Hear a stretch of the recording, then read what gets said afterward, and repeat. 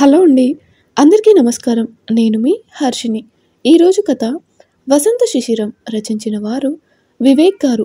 ఇక డైరెక్ట్‌గా కథలోకి వెళ్తే, గత నెల 2, 3 నెలలుగా ఆఫీస్ పోబుద్ధి కావడం లేదు విజయ్‌కి. ల్యాప్‌టాప్ ముందు కూర్చుంటున్నాడే గానీ, గతంలో ఉన్నంత ఆసక్తి, ఉత్సాహం ఉండటం లేదు. ఆఫీసే అనుకుంటే బతుకంటే పరుగనుకునేట్టుండే హైదరాబాద్ ట్రాఫిక్‌లో రోజు ఉదయం, సాయంత్రం ఈ మూల నుండి ఆ మూలకు చేసే ప్రయాణంతో మరింత చిరాకు. డ్రైవర్ గాడు అంతే, చెప్పిన టైంకు సరిగా వచ్చి చావడు. రోజు వెయిటింగే. అదేం విచిత్రమో ఏమో కానీ కర్మగాలి ఎప్పుడైనా ఒక్కరోజు లేట్ అయితే చాలు ఇంగెత్తుకుంటాడు వాడు. ఎంతసేపు వెయిట్ చేయాలి సార్ మీకోసం అంటూ. డ్రైవర్ అంటే సొంత వెహికల్ కాదు, ప్రైవేట్ ఏజెన్సీ వాళ్ళ ట్రావెలర్. విపరీతమైన ఉరుకుల పరుగుల ట్రాఫిక్‌లో ఉప్పల్ నుండి హైటెక్ సిటీ వరకు సొంతంగా డ్రైవ్ చేసుకుంటూ వెళ్ళాలంటే నరకం. అందుకే నెలకింత ఇచ్చేలా ఇదే మాట్లాడుకున్నాను. వాహనాలు వదిలే పొగను పీల్చుకుంటూ హడావిడిగా పరిగెత్తే జనాలను గమనిస్తూ 10, 15 నిమిషాలు పైగా వెయిట్ చేసిన తర్వాత వచ్చింది విజయ్ ఎక్కాల్సిన ట్రావెలర్. అసహనంగా ఎక్కాడు. డ్రైవర్ వైపు చురచురా చూస్తూ, డ్రైవర్ అది ముందే గమనించాడేమో. ఏం సార్, ఏంది కథ, మస్తుగా రెడీ అయ్యారు, బర్త్‌డేనా ఇవాళ కళ్ళెగిరిస్తూ అన్నాడు. వీనితో వచ్చే తంటా ఇదే. ఎదుటి మనిషి ముఖం చూసి వాడేం ఆలోచిస్తున్నాడో పసిగట్టి ఇట్టే తనకనుకూలంగా మార్చేసుకుంటాడు. టైంకి వచ్చేవాడినే సార్, కానీ ఈరోజు కొత్త ప్యాసింజర్ వచ్చారు. మేడంను కనుక్కొని ఎక్కించుకొచ్చేలోపు లేట్ అయింది. వెనుక నుంచి డ్రైవర్ మాటలు వినబడుతున్నాయి. చెప్పిన టైంకు రావటం లేదు గానీ ఇట్ట నకరాలు పడమంటే ఎన్నైనా పడతావు అంటూ గొనుక్కుంటూ తన సీట్ దగ్గరికెళ్ళి కూర్చోబోతూ అక్కడున్న ఆకారాన్ని చూసి షాక్ అయ్యాడు. సీట్ అంటే ప్రత్యేకంగా రిజర్వ్ చేసుకున్న సీటేమీ కాదు. ఎవరు ముందొస్తే వాళ్ళు కూర్చుంటారు. కానీ అందరికంటే ముందే ఎక్కేదానా 2 ఏళ్లుగా అదే సీట్లో కూర్చొని కూర్చొని ఆ సీట్‌తో ఏదో తెలియని అటాచ్‌మెంట్ ఏర్పడింది విజయ్‌కి. ఆ సీట్లో కూర్చొని పాటలు వింటూ ప్రతిరోజు పొద్దున్నే సికింద్రాబాద్ పరేడ్ గ్రౌండ్స్‌లో జరిగే ఆర్మీ యాక్టివిటీస్‌ను, పాతకాలం నాటి పచ్చని చెట్లను చూస్తూ వెళ్ళడం ఇదే పరిపాటి. అలాంటిది ఈరోజు ఆ సీట్‌లో వేరొకరిని చూసేసరికి కొంచెం ఆశ్చర్యపడ్డాడు. బస్ అంతా ఖాళీ ఉండగా ఇక్కడికే వచ్చి కూర్చోవాలనా అన్నట్టు అనుకుందేమో ఆమె కూడా. కొంచెం అసహనంగానే కదిలింది. వెంటనే తేరుకొని సారీ చెప్పి దానికెదురుగా ఎడమ వైపు విండో సీట్లో కూర్చున్నాడు. కానీ ఎంత ఆపుకున్నా 2 ఏళ్లుగా అలవాటైన చూపులు మాత్రం కుడివైపుకే చూస్తున్నాయి. ఒక్కొక్కరే ఎక్కడం, ఎవరి సీట్లో వాళ్ళు కూర్చోవడం, హెడ్సెట్ ఫోన్కు తగిలించి దాంట్లో నిమగ్నమైపోవడం అంతా యాంత్రికంగా జరిగిపోతున్నాయి. బస్సులో కనపడగానే హాయ్ అని ఒక ప్లాస్టిక్ నవ్వు తప్ప పెద్దగా మాట్లాడుకునే వాళ్ళే లేరు. సికింద్రాబాద్‌కు వచ్చేసరికి బస్సు దాదాపు ఫుల్ అయింది. ఇవతల నుండి పరేడ్ గ్రౌండ్స్ వైపే చూస్తున్నా కూడా మధ్య మధ్యలో లిక్కిపిట్టలా మెడ అటూ ఇటూ తిప్పుతున్న ఆమె అమాయకపు చూపులు గమనిస్తూనే ఉన్నాడు.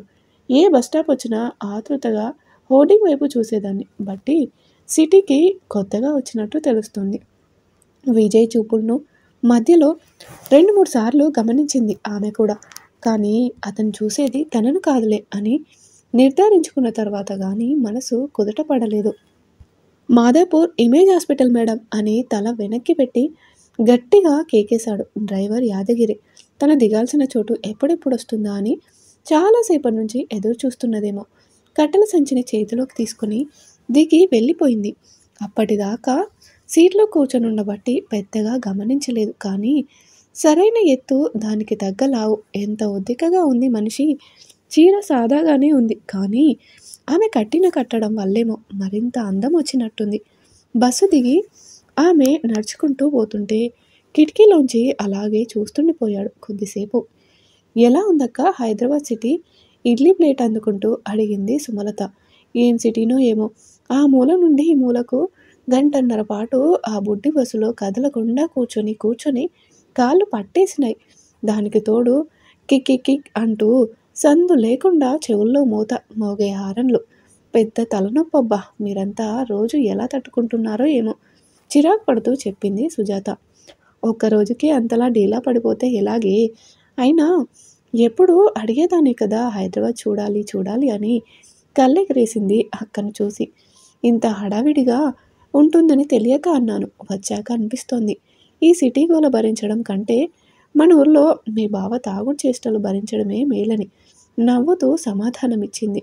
ఇంతలో సుమలత భర్త అక్కడికి రావడంతో వీళ్ళ మాటలకు బ్రేక్ పడింది. సాయంత్రం ఇమేజ్ హాస్పిటల్ దగ్గర మళ్ళీ ఆమె ఎక్కుతుందేమోనని ఎదురు చూశాడు. కానీ తను రాలేదు. మరుసటి రోజు పొద్దున్నే బస్ ఎక్కి చూస్తే అదే సీట్లో ఆమె కూర్చొనుంది. ఇద్దరూ క్షణం సేపు చూసుకున్నారు. కానీ అందులో ఏ భావమూ లేదు. పెద్దగా తడబాటు లేకుండా ఆమె వెనకాల సీట్లో కూర్చున్నాడు. 2-3 రోజులు గడిచేసరికి ఆ చూపులు కాస్త నవ్వుతూ పలకరించుకునే వరకు పెరిగాయి. ఏం జాబ్ చేస్తుంటారు మీరు? అడిగాడు విజయ్. జాబేం కాదు. మా చెల్లెలు మాదాపూర్ ఇమేజ్ హాస్పిటల్లో ట్రీట్మెంట్ తీసుకుంటుంది. తన కోసం క్యారియర్ తీసుకెళ్తుంటా. రోజు పొద్దున్నే పోవడం, మా మరిది గారిని పంపించడం, తిరిగి సాయంత్రం తను రాగానే నేను ఇంటికి రావడం. ఒక ముక్కలో చెప్పింది ఆమె. సాయంత్రం పూట మీరు ఈ బస్సు ఎక్కడం ఎప్పుడూ చూడలేదే నేను. వీళ్ళదే మరో బస్సులో వచ్చేస్తాను. ఓహో అలాగా. అయితే ఎన్ని రోజులు ఇలా? ఏమో తెలీదు. మా చెల్లికి ట్రీట్మెంట్ అయ్యి డిశ్చార్జ్ అయ్యేంత వరకు ఉంటా. ఆ తర్వాత ఒక్కరోజు కూడా ఉండను. కరాఖండిగా చెప్పి నా సంగతి సరే మీరేం చేస్తారు అని అడిగింది. నేనా? సాఫ్ట్వేర్ ఇంజనీర్, హైటెక్ సిటీలో జాబ్. పెళ్ళయిందా మీకు? అయింది. చెప్పాలా వద్దా అన్నట్టుగా మెల్లిగా తడబడుతూ చెప్పాడు. ఇంతలో ఒక్కొక్కరే వచ్చి బస్సు ఎక్కడంతో మాట్లాడడం కుదరక మౌనంగా ఉండిపోయారిద్దరు. తన స్టేజ్ రాగానే ఆమె దిగి వెళ్ళిపోయింది. ఆఫీస్‌కెళ్ళాడే కానీ ఏ పని చేయబుద్ధి కావట్లేదు విజయ్‌కి. ఎవరిని చూసినా మాగిన కలువే పండ్ల లాంటి ఆమె కళ్ళే గుర్తుకొస్తున్నాయి. పసిపిల్లల బోసి నవ్వులా ఎంత నిష్కల్మషంగా ఉన్నాయవి. అలా ఎందుకనిపిస్తుందో అర్థం కావట్లేదు. కానీ ఆమె గురించి ఆలోచించే కొద్దీ మళ్ళీ మళ్ళీ చూడాలనిపిస్తోంది. రోజూ వెళ్ళే బస్సు కాకుండా అర్ధగంట ముందు బయలుదేరే బస్సు ఎక్కాడు. ఈ బస్సులోనైనా వస్తుందేమోనని చిరు ఆశతో. ట్రావెలర్ మాదాపూర్ వచ్చినప్పటి నుంచి అటు ఇటు అమిత వేగంతో కదులుతున్నాయి విజయ్ చూపులు. బస్టాప్ రాగానే అటు ఇటు చూశాడు. ఆమె జాడలేదు. అయినా ఆశ చావక ఇమేజ్ హాస్పిటల్ వీధి వైపు తొంగి చూశాడు. ఎక్కడో చిన్న అసంతృప్తి. 2 గంటల ప్రయాణం 2 యుగాల అతి భారంగా గడిచిపోయింది. రోజు 5 నిమిషాలు లేట్ అయినా కూడా మూతి ముడుచుకొని చూసే విజయ్ ఈరోజు 15 నిమిషాలు లేట్ అయినా కూడా ఏమనకుండా నవ్వుతూ బస్ ఎక్కడం చూస్తుంటే కొత్తగా ఉంది డ్రైవర్ యాదగిరికి. లోపలికొస్తూనే ఆమెను చూసి నవ్వాడు పలకరింపుగా.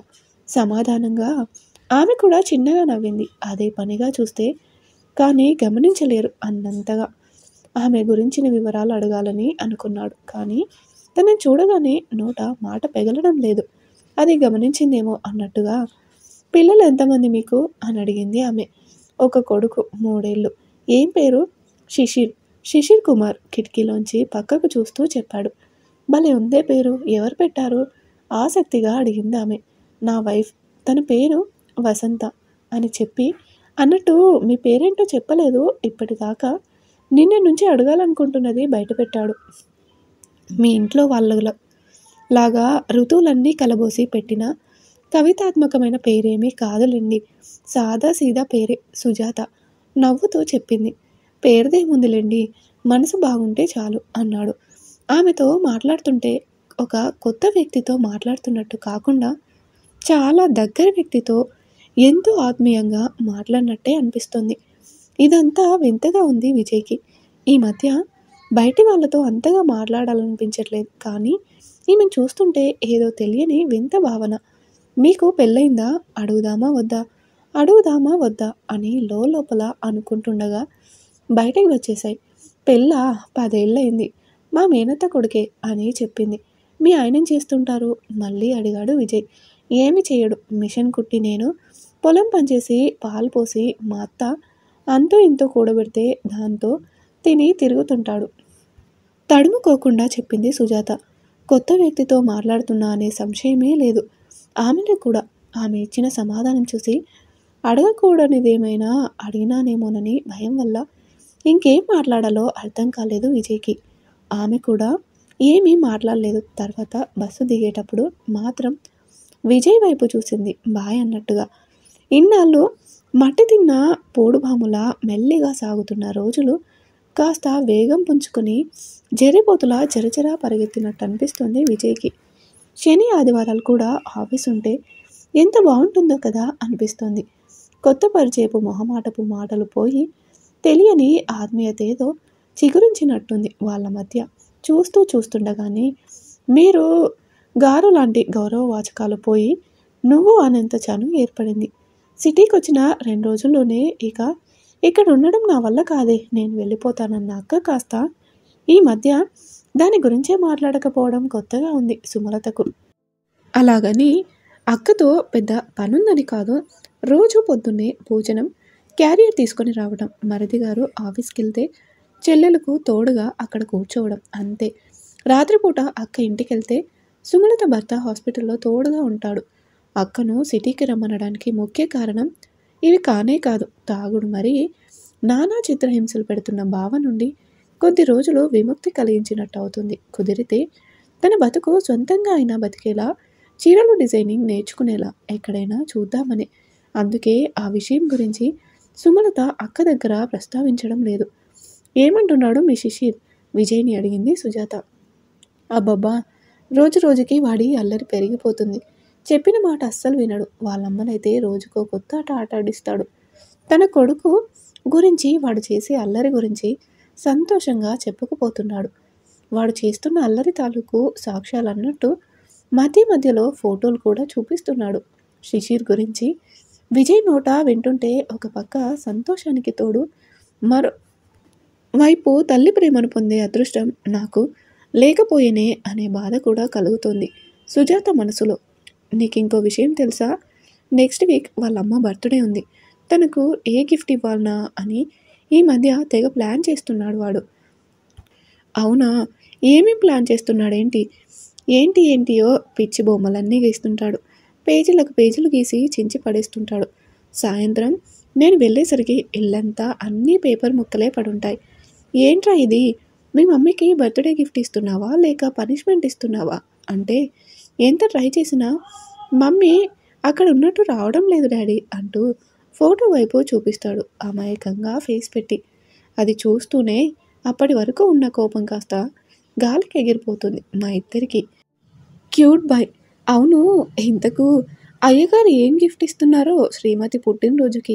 విజయ్ వైపు కళ్ళెగరేస్తూ అడిగింది సుజాత. లాస్ట్ 3 years నుంచి గోల్డ్ ఆర్నమెంట్స్ ఇచ్చాను. ఈ ఇయర్ చీర చూద్దామంటే ఇంతకీ అర్థం కావట్లేదు. ఏది సెలెక్ట్ చేయాలో అర్థం కానట్టు చెప్పాడు. దాంట్లో ఏముంది అర్థం కాకపోవడానికి? తననే తీసుకెళ్ళు, తనకు నచ్చింది తనే సెలెక్ట్ చేసుకుంటుంది. అప్పుడు అది సర్ప్రైజ్ ఎలా అవుతుంది చెప్పు? పోనీ నువ్వు హెల్ప్ చేస్తావా? టక్కున బయటకు వచ్చింది. నేనా? ఆశ్చర్యపోతూ అంది. పొరపాటును అడిగానా అన్నట్టు అనిపించి నీకు అభ్యంతరం లేకపోతేనే అన్నాడు. నాకు అభ్యంతరం అని కాదు, తన టేస్ట్ ఎలా ఉంటుందో ఏమో. వేరే వాళ్ళు సెలెక్ట్ చేసినవి ఒప్పుతుందో లేదో తెలియదు కదా. మనసులో ఉన్నది బయటకి చెప్పింది సుజాత. తను మెత్తబడ్డం గమనించిన విజయ్ అవన్నీ వదిలి నువ్వు వస్తున్నావు, మనిద్దరం కలిసి మంచి చీర సెలెక్ట్ చేస్తున్నాం అంతే. ప్రోగ్రామ్ ఫిక్స్ చేశాడు. గత కొద్ది రోజులుగా ముభావంగా ఉంటున్నవాడు కాస్త ఈ మధ్య యాక్టివ్గా ఉండటం చూసి చాలా ఆశ్చర్యంగా ఉంది. విజయ్ ఆఫీస్ కొలీగ్స్కి ఒకరిద్దరు అన్నారు కూడా, కానీ వాటిని సమాధానం ఇవ్వలేదు విజయ్. వాళ్ళిద్దరేరి ఒక్కడే ఊపుకుంటూ వస్తున్న విజయ్ని చూసి దూరం నుండే అడిగింది సుజాత. శిశిర్ వసంతను తీసుకురాలేదే అన్న అర్ధోక్తిలో. వాళ్ళొస్తే ఇది సర్ప్రైజ్ గిఫ్ట్ ఎలా అవుతుంది? వాళ్ళ సంగతి సరేలే, కానీ ఇంతకు ఏ షాప్కి వెళ్దాం చెప్పు? ఈ హైదరాబాద్లో చీరలు ఏ షాప్లో బాగుంటాయో నాకెలా తెలుస్తుంది బాబు? ఆర్ఎస్ బ్రదర్స్, చందన బ్రదర్స్ అంటూ టీవీ వాళ్ళు ఊదరగొట్టే 2-3 పేర్లు తప్ప నిర్ణయం నీదేనన్నట్టు చెప్పింది ఆమె. సరే పద అంటూ అమీర్పేట్ చెన్నై సిల్క్ షాప్లోకి నడిచాడు. వచ్చి గంట పైగా అయింది. ఒక్కటి నచ్చడం లేదు వాళ్ళకి. సేల్స్ ఉమెన్కు విసుగొచ్చిందేమో. సార్, ఏ సారీ కావాలనో మీ వైఫ్కు క్లారిటీ లేనట్టుంది, మీరన్నా చూడండి నవ్వుతూ అన్నది సుజాత వైపు చూస్తూ. ఆమె నోటి నుంచి ఆ మాట రాగానే ఉలిక్కిపడ్డారిద్దరు ఒక్కసారిగా. కానీ మళ్ళీ అవన్నీ బయటకు చెప్పడం ఎందుకనుకున్నారేమో మౌనంగా ఉండిపోయారు. ఇంకో గంట తర్వాతకు ఒక మంచి ఖరీదైన పట్టు చీరను సెలెక్ట్ చేశారు ఇద్దరు. ట్రయల్ కోసం సుజాత ఒంటికి చూపించింది సేల్స్ ఉమెన్. చాలా బాగుందనిపించింది విజయ్కి. అది ప్యాక్ చేయమని చెప్పి ఇంకో చీరను కూడా చూడమన్నాడు. మళ్ళీ అర్ధగంట. వాటిని తీసుకొని బయటకు నడిచారిద్దరు.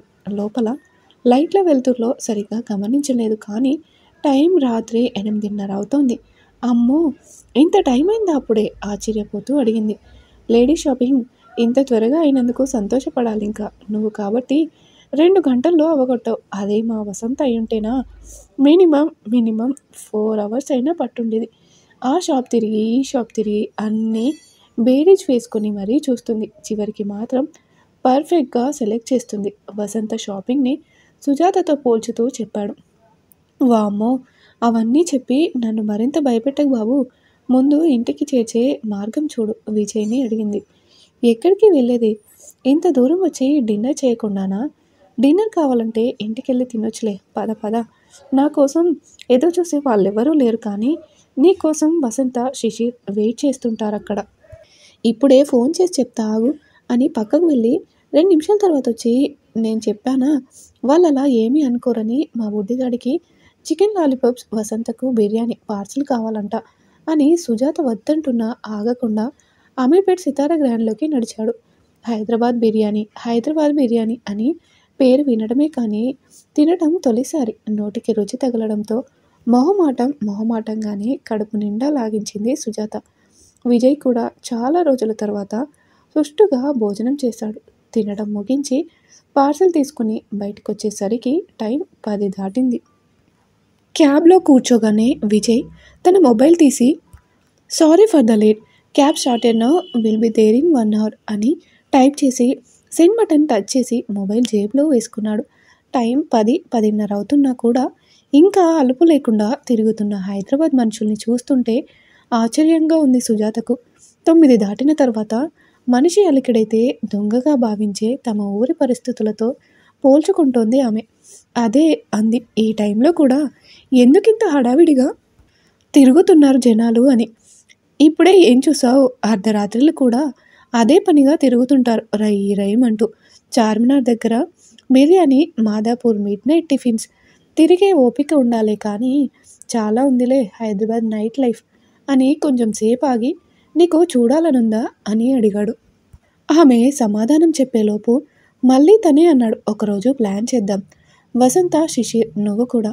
నేనా అని చిన్నగా నవ్వి, రాత్రి 9 దాటితే చాలు, కోడి తూగినట్టు తూగుతుంటా. అలాంటిది అర్ధరాత్రిళ్ళు బయట తిరగడం నా వల్ల కాదు నిర్మోహమాటంగా చెప్పింది సుజాత. తిరిగితేనే కదా బయట ప్రపంచం ఎలా ఉందో తెలిసేది. నాకున్న చిన్న ప్రపంచంలోనే ఈదుర్లాడలేక చస్తున్నా. ఇంకా కొత్తవి ఎందుకులే. నిరాశగా వచ్చాయి మాటలు ఆమె గొంతులో నుంచి. సుజాత దగ్గర అదే నచ్చని విషయం. అదే విజయ్కి పరిచయమైనప్పటి నుండి అదే అడుగుదామనుకుంటున్నాడు. ఇప్పుడు సందర్భం వచ్చింది కాబట్టి అడిగాడు. నీకెప్పుడూ అనిపించలేదా సుజాత, ఎందుకింత వేదాంత ధోరణిలో ఉంటున్నా అని? కిటికీలోంచి బయటికి చూస్తున్న సుజాత విజయ్ వైపు తిరిగింది. అతని మాటల్లోనే ఆంతర్యం అర్థం కానట్టు. అదే, ఏదో ఉండాలంటే ఉండాలి, బతకాలంటే బతకాలన్నట్టుగా. ఎప్పుడూ నిరాశగా మాట్లాడుతుంటావెందుకు? వివరంగా అడిగాడు. అలా ఏం లేదే అనింది పక్కకు చూస్తూ. అనడమైతే అంది కానీ తనకు తెలుసు రోజు రోజుకి తన మనసు ఎందుకలా మొద్దుబారిపోతుందో. కిటికీలో నుంచి బయటకు చూస్తుంటే వాహనాలకు బదులు చిన్నప్పటి నుండి జరిగిన సంఘటనలు లీలగా వెనక్కి సాగిపోతున్నట్టుగా ఉంది. ఆ జ్ఞాపకాల దొంతరలో అమాయకమైన తుంటరి బాల్యం, సగంలో ఆగిన చదువు, కష్టసుఖాలంటే ఏంటో తెలియకుండానే మెడలో పడిన పసుపు తాడు, పెళ్ళంటే పడక సుఖం కాక ఇంకేముంటుంది అనుకునే భర్త కళ్ళ ముందుకొచ్చి వెళ్తున్నాయి. పిల్లలు పుట్టింటే కొంతలో కొంత మేలుగా ఉండేదేమో కానీ దేవుడు అది కూడా లేకుండా చేశాడు. అమ్మ చనిపోయిన తర్వాత మనసులోని బాధలు ఎవరితో పంచుకోవాలో తెలియదు. చెల్లెలుంది కానీ అదెప్పుడో పండుగకో చావుకో వచ్చి అమ్మగారిల్లు అత్తగారిల్లు అంటూ హడావిడిగా 2 రోజులుండి తన జీవితంలోకి తను పోతుంది. ఆ శూన్యంలో ఎవరితో చెప్పుకోవాలో తెలియక వాటన్నింటినీ బలవంతంగా అణిచిపెట్టి చివరికిలా మోడువారిన చెట్టులా తయారైనానేమో అని సుజాతకు తెలుస్తుంటుంది. కానీ శిశిరంలో రాలిన ఆకులను కొంగొత్త ఆశలతో మొలకెత్తించే వసంతం కోసం ఎదురు చూసి చూసి ఆ చూపుల్లోనే సంవత్సరాలకు సంవత్సరాలు నిస్సారంగా గడిచిపోతున్నాయి తప్ప జీవితంలో పెద్ద మార్పులేవీ లేవు. వస్తుందనే నమ్మకం కూడా లేదు. అందుకే ఇలా అనుకుంటుండగా ఇట్స్ యువర్ విష్, బలవంతమేమీ లేదు. బట్ నువ్వు వస్తే మాత్రం చాలా హ్యాపీ నిర్ణయాన్ని ఆమెకే వదిలేశాడు విజయ్. ఏం చెప్పాలో తెలియక మౌనంగా బయటికి చూస్తూ రోడ్డుకు ఎడమ పక్కగా రంగుల్లో మెరిసిపోతున్న ఖరీదైన జ్యువెలరీ షాపుల్ని గమనిస్తోంది. కార్ అమీర్పేట్ బేగంపేట్ ఫ్లైఓవర్ పైన వేగంగా దూసుకుపోతుంది. విజయ్, నిన్నొకటి అడగనా? నిశ్శబ్దాన్ని భంగపరుస్తూ అడిగింది ఆమె. నిస్సందేహంగా. దాపరికాలెందుకు అన్నట్టుగా చెప్పాడు. మీది లవ్ మ్యారేజా? ఏం, ఎందుకలా అనిపించింది? ఏమో, వసంత పట్ల నీకున్న ప్రేమ, అభిమానం చూసి అడగాలనిపించింది. నిజమే, నువ్వు కరెక్ట్గా గెస్ చేసావు. మాది లవ్ మ్యారేజ్. లాంటి లవ్ మ్యారేజ్ కాదు. అదే పనిగా తుడిపేసిన చెరిగిపోని ఒక సంతకం లాంటిది. కళ్ళు పెద్దవి చేసింది ఆమె. ఆమె అబ్బో అన్నట్టు. వసంత ఒక మొండిఘటం.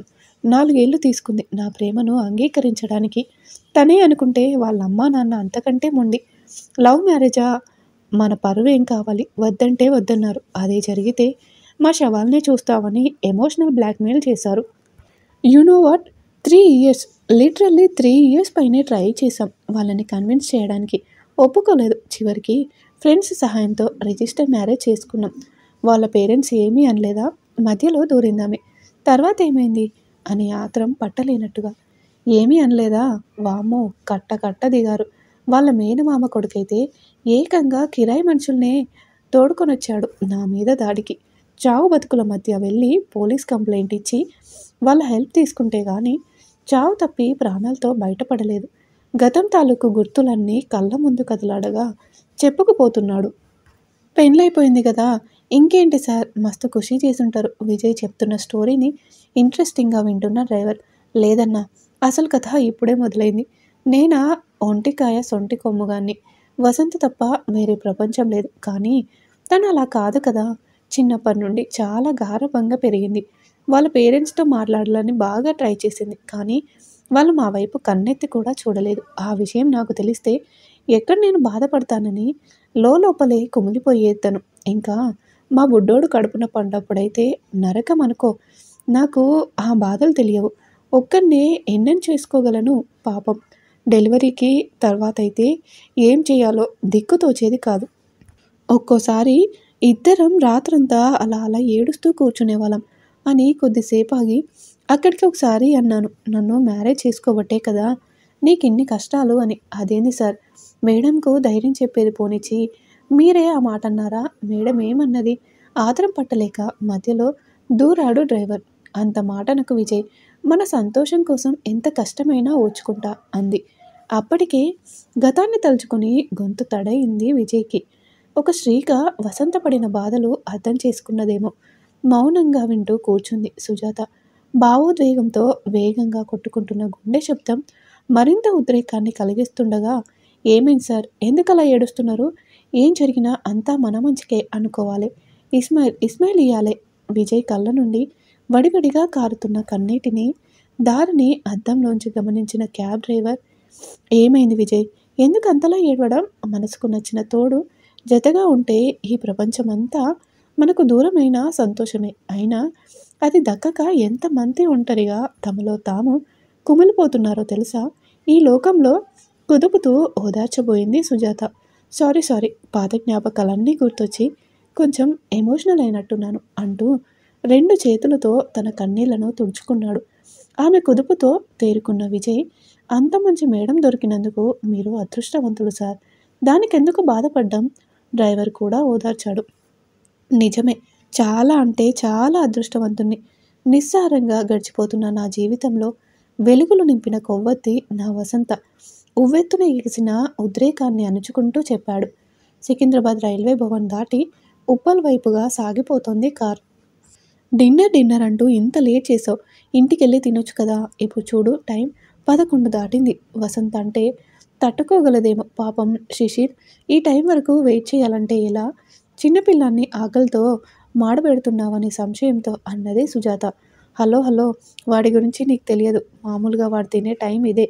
తినురా నాన్న, తినురా బుజ్జి అని నేను వాళ్ళమ్మ ఎన్నో కబుర్లు చెప్తే కానీ ముద్ద దిగదు అయ్యగారికి. శిశిర్ను గుర్తు చేసుకుంటూ చెప్పాడు పెదాల మీద సన్నని చిరునవ్వుతో. అబ్బో, గటికుడే అయితే నవ్వింది. అయినా వాడి కోసం పాయసం చేసి పెడతా అన్నట్టు గుర్తు. వాళ్ళమ్మ చేతి బెల్లం పాయసం అంటే గుటకలు వేసి మరీ తింటాడు వాడు. వాడే కాదు, నేను కూడా అనుకో.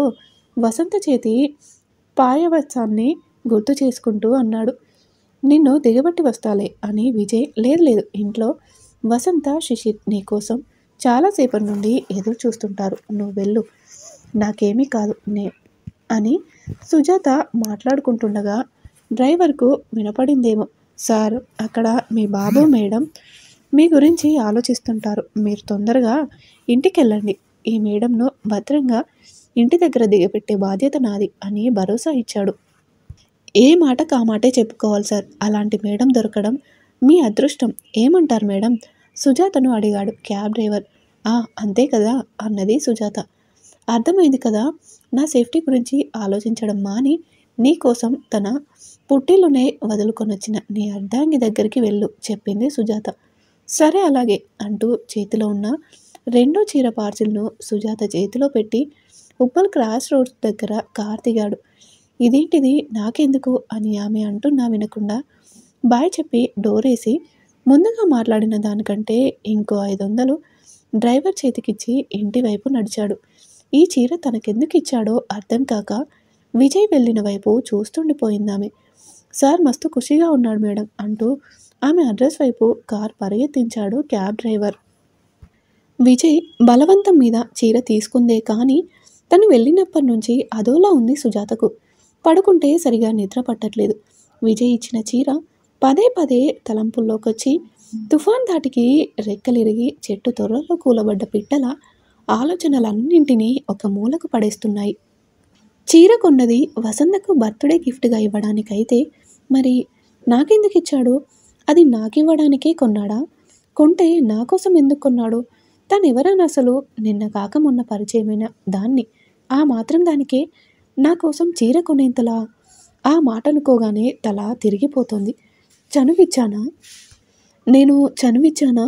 నాకు తెలిసైతే ఇవ్వలేదు. లేదు, విజయ్ మనసులో ఏమైనా నో ఛాన్సే లేదు. ఎందుకంటే వసంతన్న, శిశిరన్న పంచ ప్రాణాలు తనకి. తామిద్దరూ 1 గంట సేపు మాట్లాడితే అందులో దాదాపు 45 నిమిషాలు పైనే వాళ్ళిద్దరి గురించే మాట్లాడుతుంటాడు. మరి అలాంటిది తన గురించి అలా ఎందుకు ఆలోచిస్తాడు? పోనీ ఒకసారి విజయ్ని అడిగితే? వద్దు వద్దు, ఒకవేళ తనకే ఉద్దేశం లేకుంటే ఏంటి సుజాత, నీ మనసు ఇంత చిన్నగా ఆలోచిస్తుందా అని తనంటే తట్టుకునే శక్తి లేదు. పిచ్చి పిచ్చిగా సాగుతున్నాయి ఆలోచనలు. ఏమన్నా అనుకొని రేపొద్దున్నే బస్ ఎక్కగానే చీర తిరిగిచ్చేయాలి అని నిర్ణయించుకుంటే కానీ కాస్త ప్రశాంతత చిక్కలేదు. ఆమె మనసుకి నదీ ప్రవాహంలో చిక్కి కొట్టుకుపోతున్న ఒక చీమ ఉధృతమైన అలదెబ్బకు ఒడ్డున పడి సేద తీరినట్టు. ట్రావెలర్ ఆపంగానే హుషారుగా ఎక్కి రోజు తాము కూర్చున్న సీటు వైపు చూశాడు. అక్కడ ఆమె లేదు. అటు ఇటు చూశాడు, కనిపించలేదు. నిన్న సాయంత్రం తనిచ్చిన చీర గురించి సుజాత ఒపీనియన్ తెలుసుకుందామని ఎంతో ఆతృతగా వచ్చినవాడు కాస్త ఆమె కనిపించకపోవడంతో మనసులో ఏమూలో తెలియని అసంతృప్తి. డ్రైవర్ని అడుగుదామని సీట్లోంచి లేచి మళ్ళీ తనేమడుకుంటాడేమోనని సీట్లోనే కూలబడ్డాడు. ఏమై ఉంటుంది? ఎందుకు రాలేదు తను? ప్రశ్నలు మదిని తొలుస్తుండగా తట్టుకోలేక ఏమైనా అనుకొని అని వెళ్ళి అడిగాడు. మేడం రాలేదే ఇవాళ అని. ఏమో సార్, మనకు తెలియదు. అక్కడికి 20 నిమిషాలు ఎదురు చూసిన అయినా రాలే. ఇంకా మిగతా వాళ్ళకి లేట్ అవుతుందని నేను వచ్చేసిన చెప్పాడు యాదగిరి. ఈ మధ్య గత వారం 10 రోజులుగా నవ్వుతూ యాక్టివ్గా ఉన్నోడు కాస్త ఈరోజు మళ్ళీ పాత విజయ్లాగా ముభావంగా ఉండటం అంతా కొత్తగా ఉంది ఆఫీస్ వాళ్లకు. ఆఫీస్ పని చెయ్యబుద్ధి కావట్లేదు. చేతికి అందబోతున్న వస్తువును పట్టి ఎవరో దూరంగా విసిరేసిన బాధ కలుగుతుంది. మధ్యలో ఒకసారి ఇమేజ్ హాస్పిటల్కి వెళ్ళొద్దామా అనుకున్నాడు. కానీ బాగోదేమోనని ఆగిపోయాడు. సాయంత్రం వెళ్ళేటప్పుడు వస్తుందనుకున్నాడు. కానీ నిరాశే. తర్వాత రోజు కూడా తను రాలేదు. ఎందుకో తెలియని బాధ మనసును గుల్ల చేస్తోంది. సుజాత చెల్లెల్ని హాస్పిటల్ నుంచి డిశ్చార్జ్ ఏమైనా చేశారా? నో, ఇప్పుడే చెయ్యరు. ఇంకో వారం 10 రోజులు పనై పడుతుందని మొన్న చెప్పినట్టు గుర్తు. లేకపోతే అర్జెంట్ పని మీద ఊరు గాని వెళ్ళుంటుందా? మనసు పరిపరి విధాలుగా ఆలోచిస్తుంది. ఎంత వద్దనుకున్నా మదిలో ఆలోచనల వరద ఉప్పెనలా అంతకంతకు పెరుగుతుందే తప్ప అడ్డుకట్ట వేయటం తన వల్ల కాకుండా ఉంది. పోనీ తనిచ్చిన చీర సంగతి వాళ్ళ చెల్లికి గాని, మరిదికి గాని తెలిసి తననేమైనా అంటుంటారా? మదిలో ఆ ఊహ రాగానే చిరుగాలికి సైతం ఊగే చిగురుటాకులా వణికిపోయాడు విజయ్. అయ్యో! నా వల్ల ఎంత పొరపాటు జరిగిపోయింది. పూర్వాపరాలు ఆలోచించకుండా తను చేసిన పని కాస్త ఆమెను ఎంత ఇబ్బంది పెట్టిందో ఏమో!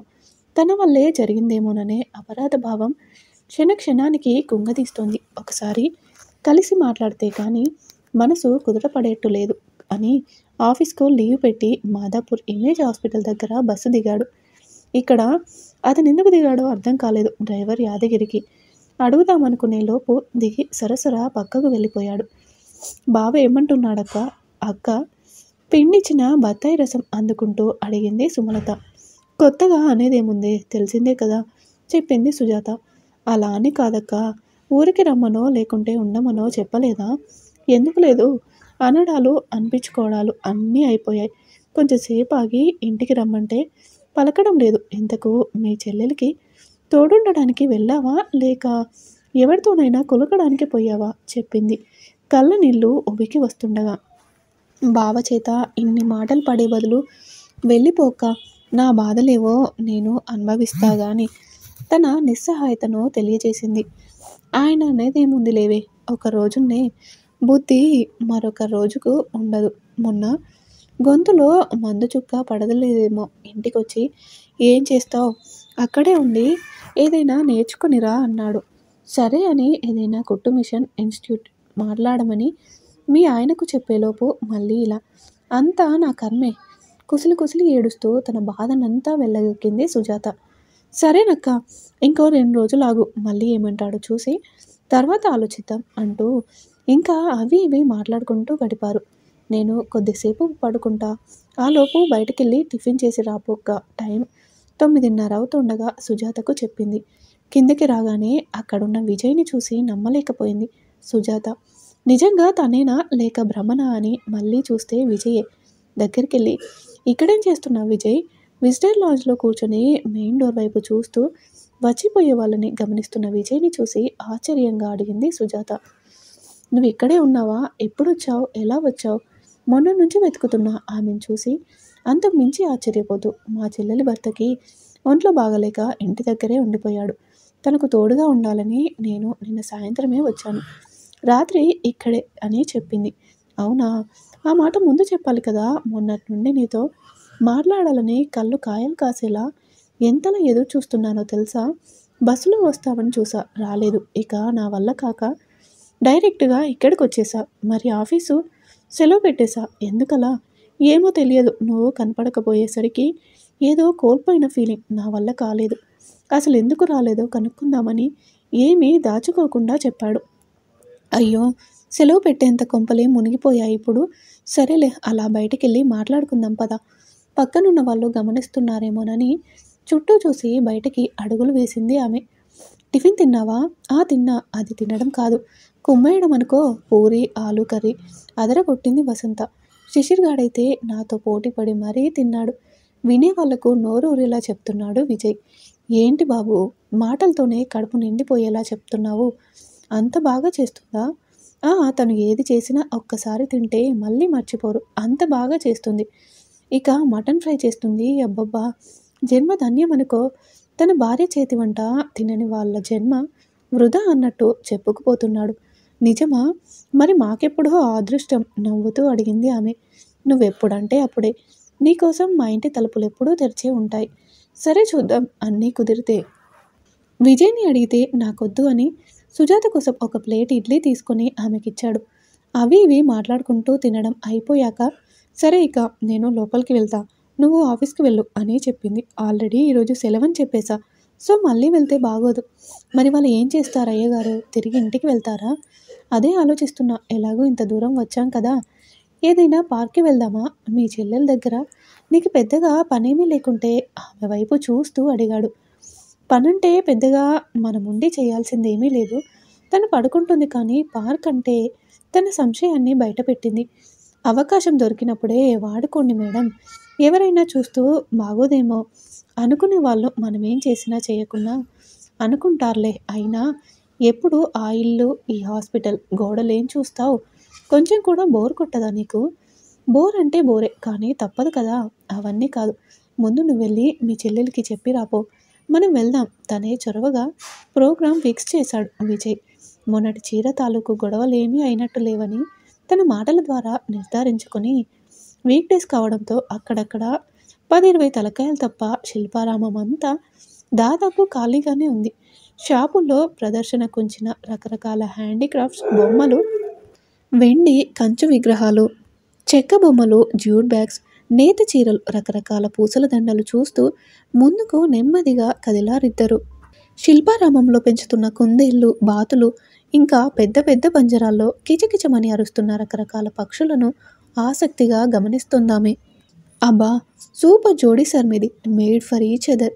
రండి సార్ ఇక్కడ కూర్చోండి. 10 నిమిషాల్లో గీసేస్తా అంటూ పిలిచాడు లైవ్ బొమ్మలు గీసే చిత్రకారుడు. నువ్వు కూడా పొరబడ్డావా?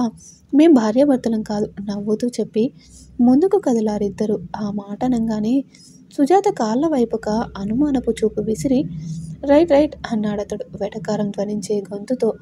అతన్నేమీ అనలేదు. అందులోని పరమార్థం విజయ్‌కి అర్థమైనా కూడా. ఇంతకు బర్త్‌డేకి మనం సెలెక్ట్ చేసిన చీర నచ్చిందా వసంతకు?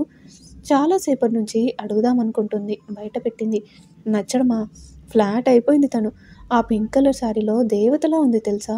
నా దిష్టే తగిలుంటుందేమో అంత బావుంది.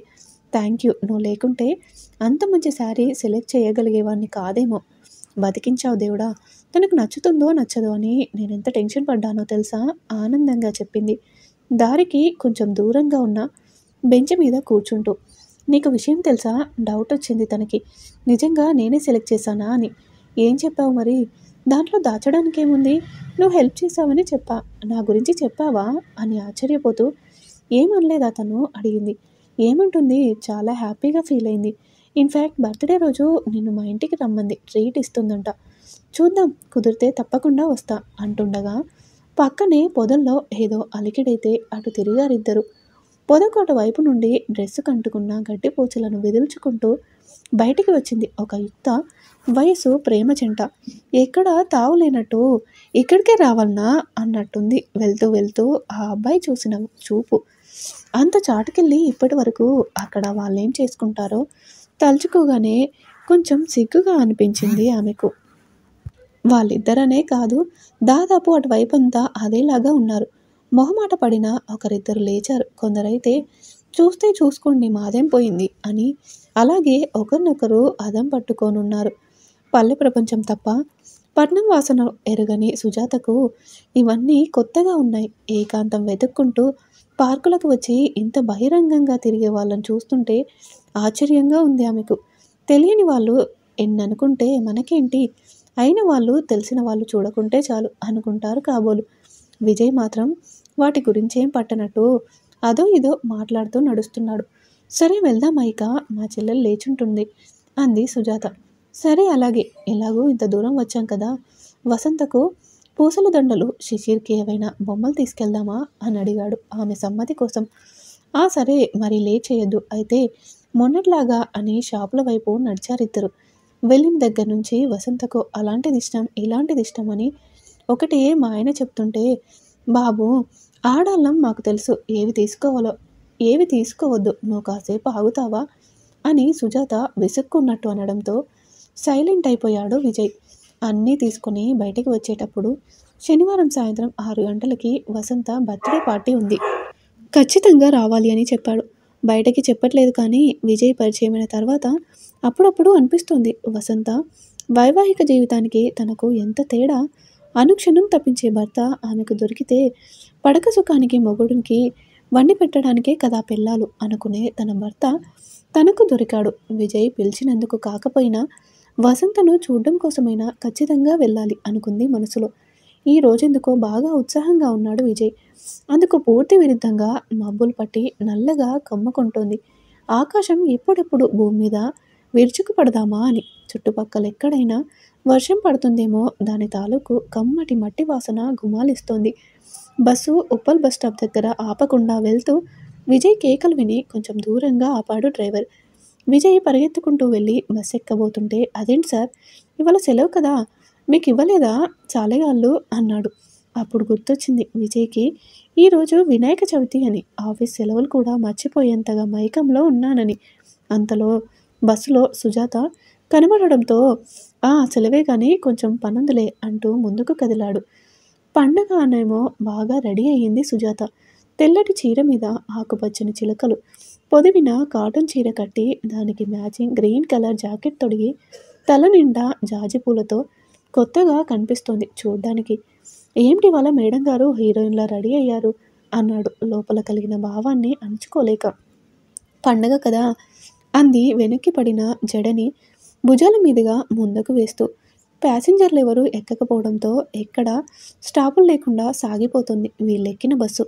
బయట చిన్నగా వర్షం మొదలైంది.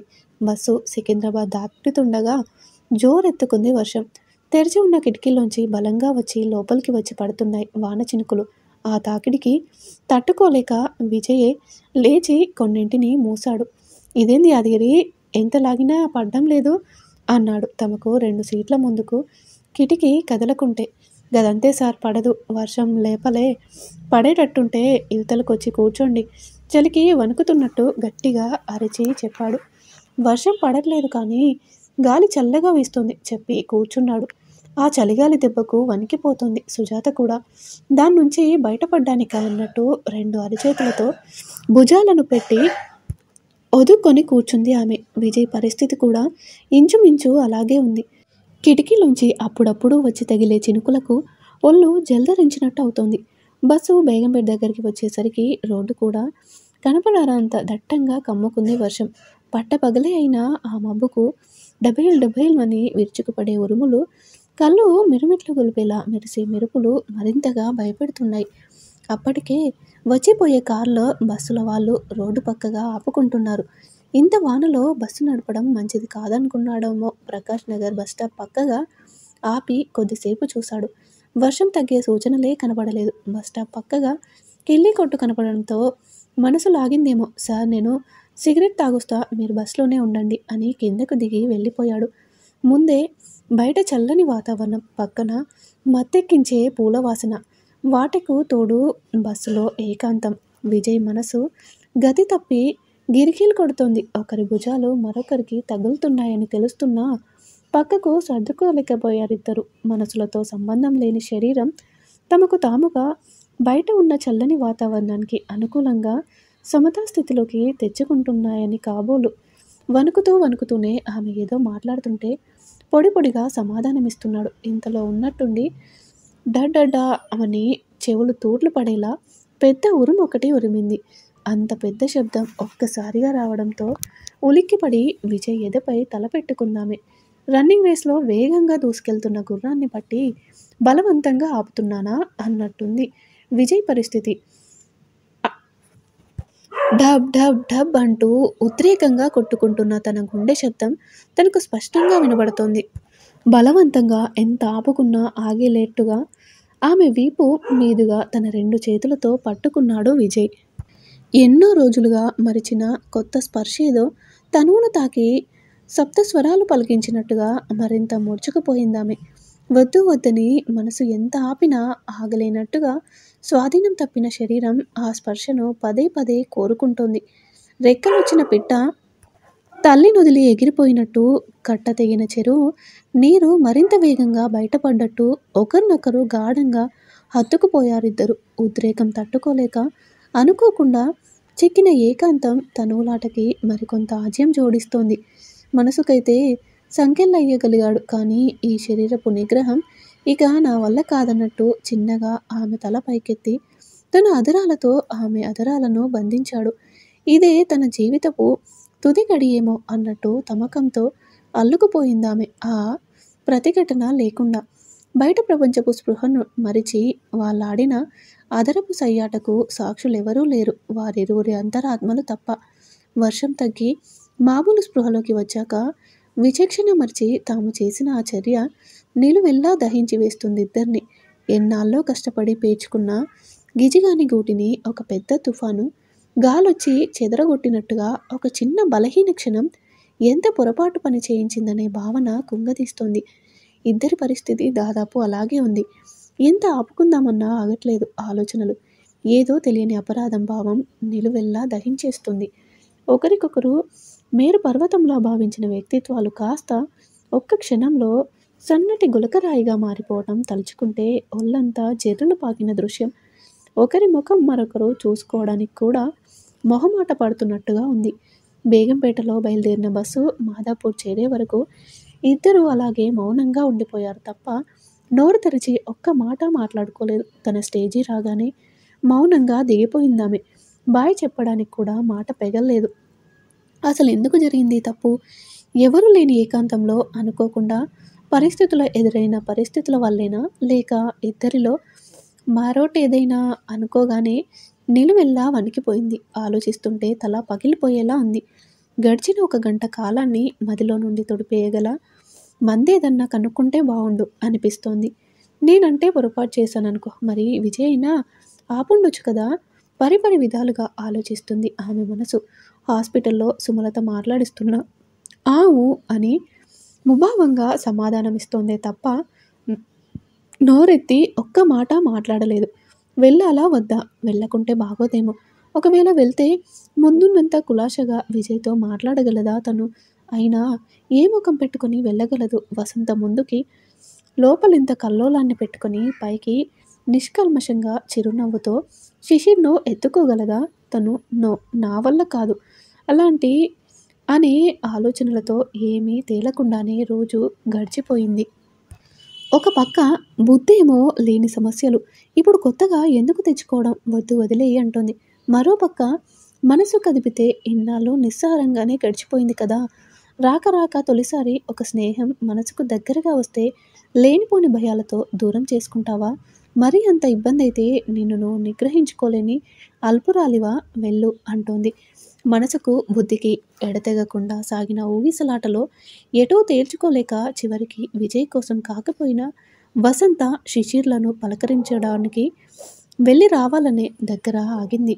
సాయంత్రం 3 గంటలకే చెల్లెలికి విషయం చెప్పి సాయంత్రానికి అటునుంచటే ఇంటికి వెళ్తానని చెప్పి బయలుదేరింది.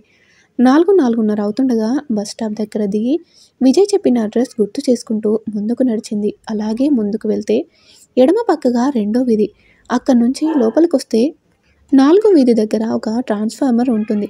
దాని ఎదురుగా లోపలికొస్తే ఎడమ పక్కగా పెద్ద కానుగ చెట్టు, కుడివైపు పారిజాతం చెట్టు.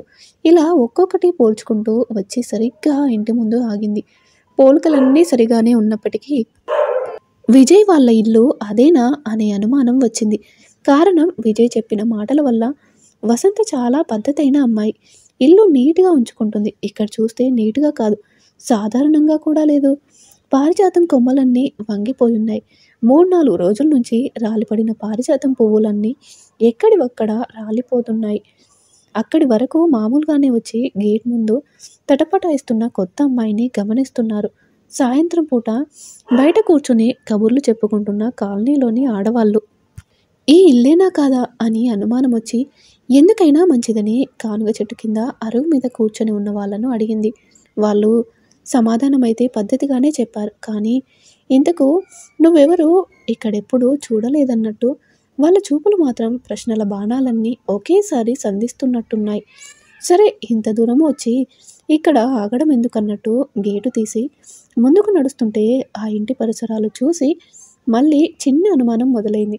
బయటంటే వీధి అని వదిలేశారు అనుకుందామనుకుంటే లోపల కూడా ఎండిపోయిన ఆకులు, వాడిపోయిన పూలు, సరిగా పట్టించుకోనట్టు అడ్డదిడ్డంగా పెరిగిన గడ్డి, పిచ్చి మొక్కలు అంతా చిందరవందరగా ఉన్నాయి. ఇంట్లో ఆడోళ్ళుంటే ఒక రోజు కాకపోయినా మరొక రోజు ఉడుస్తారు. అదీ కాక ఈరోజు వసంత బర్త్డే పార్టీ కూడా ఉందన్నారు. వచ్చే వాళ్ళ కోసమైనా అలకరించే వాళ్ళు కదా, మరలాంటివేమీ లేవే. మన మనసేదో కీడు శంకిస్తోంది. మరి కొంచెం ముందుకు నడిచాక వాకిలి ముందున్న చెప్పులు చూసి మరొక డౌటు. అన్నీ మగవాళ్ళ చెప్పులే. స్త్రీ తాలూకు చెప్పులు కానీ చిన్నపిల్లల జత కానీ ఒక్కటైనా లేదు. ఇదేదో తేడాగుందని అక్కడి నుంచి వెనక్కి వెళ్ళిపోదామనుకుంది. కానీ విజయ్ని చూస్తే మరి అంత దిగజారేంత వ్యక్తిత్వం అయితే కాదు. మరేంటిదంతా భయంగా ఉంది. సరే ఏదైతే అది కానీలే అని చిన్నగా వాకిలి కొట్టింది. ఎలాంటి అలికిడి లేదు. కిటికీలో నుంచి తొంగి చూసింది. లోపల ఉండేది కనపడ్డం లేదు. మళ్ళీ తట్టి విజయ్ అని పిలిచింది. ఇంట్లో ఎవరో కదులుతున్న అడుగుల శబ్దం. కొద్దిసేపటికి కిటికీ తెరుచుకుంది మెల్లిగా విజయ్. కానీ అతని మొహంలో భార్య తాలూకు పుట్టినరోజు ఆనందం కానీ, తన రాక పట్ల సంతోషం కానీ లేదు. పలకరింపుగా నవ్వినా కూడా ఏ సమాధానం లేకుండా మౌనంగా ఉన్నాడు విజయ్. భార్యాభర్తల మధ్యన ఏదైనా గొడవ జరిగిందా? లేకుంటే తనే అనవసరంగా వచ్చానా అనే ఆలోచనల్లో ఉండగా డోర్ తెరుచుకుంది. అతనేదో టెన్షన్లో ఉన్నట్టు మాత్రం స్పష్టంగా తెలుస్తోంది. వసంత, శిశిర్ల కోసం అటు ఇటు వెతుకుతున్నాయి సుజాత కళ్ళు. కానీ వాళ్ళ అలికిడేదీ ఉన్నట్టుగా లేదు. 2 అడుగులు ముందుకేసి వంట రూంలోకి తొంగి చూసింది. అక్కడా లేరు. శిశిర్ ఎక్కడా? వసంత ఏది? పలకలేదు విజయ్. నన్ను ఇంటికి రప్పించడానికి విజయ్ ఆడిన నాటకం కాదు కదా ఇదంతా అనే ఆలోచన తలంపులోకి రాగానే నిలువెల్లా వణికిపోయింది సుజాత. గుండె మరింత వేగంగా కొట్టుకోసాగింది. వీళ్ళేరి మళ్ళీ అడిగింది. తల కిందికి దించుకుని కొద్దిసేపుండి ఇక తన వల్ల కాదన్నట్టు ఏమీ పలక్కుండా బెడ్రూంలోకి వెళ్ళిపోయాడు. పోవాలా వద్దా అనుకుంటూ హాల్లోనే ఉండిపోయిందామె. కొద్దిసేపటి తర్వాత బెడ్రూంలో నుంచి ఏడుపు వినపడింది. లోపలికి వెళ్లకుండా కొంచెం ముందు కొంగి లోపలికి చూసింది. అటువైపు తిరిగి ఉండటం వల్ల తెలియట్లేదు కానీ ఎందుకో ఏడుస్తున్నాడు విజయ్. ఏమీ అర్థం కాలేదు సుజాతకి. భయంగా అటువైపు వేసింది అడుగులు. విజయ్, ఏంటిది? ఎందుకు ఏడుస్తున్నావు? పలకలేదతను. కళ్ళ వెంట నీళ్లు మాత్రం జలజల కారిపోతున్నాయి. దగ్గరికెళ్ళి విజయ్ అంటూ భుజం పట్టి గట్టిగా కుదిపింది. అప్పుడు కనపడింది ఆమెకు విజయ్ చేతిలో ఉన్న ఫ్రేమ్ కట్టిన ఫోటో ఒకటి. ఏంటా అని చూస్తే అందులో ఉన్న వాళ్ళను చూసి అప్రయత్నంగానే వణికిపోయింది ఆమె కూడా. కానీ నమ్మలేనట్టు ఏం జరిగింది విజయ్? తడిగొంతుతోటే అడిగింది. మాటలు తడబడిపోతున్నాయి. ఇంకెక్కడ సుజాత? నా వసంత శిశిర్లు చంపేశా. నేనే చంపేశా. ఈ చేతులతో నేనే చంపేశా. హిస్టీరియా వచ్చిన వాడిలా అరుస్తున్నాడు. నువ్వు చంపావా? అసలేం జరుగుతుందో అర్థం కానట్టు అడిగింది. అవును సుజాత, నేనే ఈ చేతులతోనే కార్ యాక్సిడెంట్ చేసి ఈ నరకంలో బతికే బదులు వాళ్ళతో పాటు నేను పోయినా బాగుండేది అంటూ 2 చేతులతో తల బాదుకుంటున్నాడు. చూచాయగా అర్థమవుతోంది ఆమెకు. యాక్సిడెంట్ ఎప్పుడు? ఎక్కడ? 3 నెలలైంది. అరకు టూర్ వెళ్ళినప్పుడు కారుకు అడ్డంగా వచ్చిన కుక్కని తప్పించిపోయి కారు బోల్తా పడింది. తర్వాత నాకేం గుర్తులేదు. కోమాలోకి వెళ్ళానంట. వారం రోజుల తర్వాత హాస్పిటల్ బెడ్ మీద లేచి చూస్తే వసంత లేదు, శిశిర్ లేడు. వాళ్ళిద్దరూ అక్కడే చెప్పాడు ఉబికి వస్తున్న బాధని బలవంతంగా ఆపుకుంటూ. ఆ మాట వినంగానే అక్కడే కూలిపోయింది. ఒక్కసారిగా వాళ్ళు లేని ఈ ప్రపంచంలో ఎందుకు బతకడమని సూసైడ్ చేసుకుందామనుకున్నా. కానీ నేను శిశిర్ కోసం తప్పించిపోయినట్టే నా కోసం నా పిచ్చి తల్లి గుండె ఎక్కడ ఆగిపోతుందో అని ఆగిపోయా. చెప్తూ కూడా కుమిలి ఏడుస్తూనే ఉన్నాడు. మరెందుకు ఇన్నాళ్ళు నాతో అబద్ధం చెప్పావు? శిశిర్తో చాలా సంతోషంగా గడుపుతున్నట్టు, వసంత చేసిన వంటలు తింటున్నట్టు అడిగింది ఆవేదన నిండిన కంఠంతో. నా ప్రపంచంలో ఎలాగూ లేకుండా పోయారు. కనీసం నీ ఊహల్లో అయినా వాళ్ళు బతుకుంటారు కదా. చిన్న ఆశతో చెప్పుకుపోతున్నాడు తను. మరి నువ్వు కొన్న చీరలు, బొమ్మలు అవన్నీ అన్నీ అబద్ధమే. కేవలం నీ ఊహల్లో వారిని బతికించడం కోసమే కొన్నాను. ఇప్పుడు కూడా నేను ఈ ఊరు విడిచి నీకు మరెప్పుడూ కనపడనంత దూరంగా వెళ్ళిపోదామనుకున్నా. కానీ కొంచెం లేట్ అయ్యి ఆగిపోయా. ఇంకో 5 నిమిషాలు ఆలస్యంగా వచ్చుంటే నీ ఊహల్లో జీవితాంతం నా వసంత, శిశిర్లు బతికుండేవాళ్ళు. విజయ్ నోటి నుండి ఆ మాట వినగానే మరేమీ మాట్లాడలేకపోయిందామె. ఈ కథ విన్న తర్వాత మీ అభిప్రాయాన్ని తప్పకుండా కామెంట్ రూపంలో తెలియజేయండి. అలాగే మరిన్ని ఇంట్రెస్టింగ్ స్టోరీస్ కోసం ప్లీజ్ మా ఛానల్ని తప్పకుండా సబ్స్క్రైబ్ చేసుకోండి.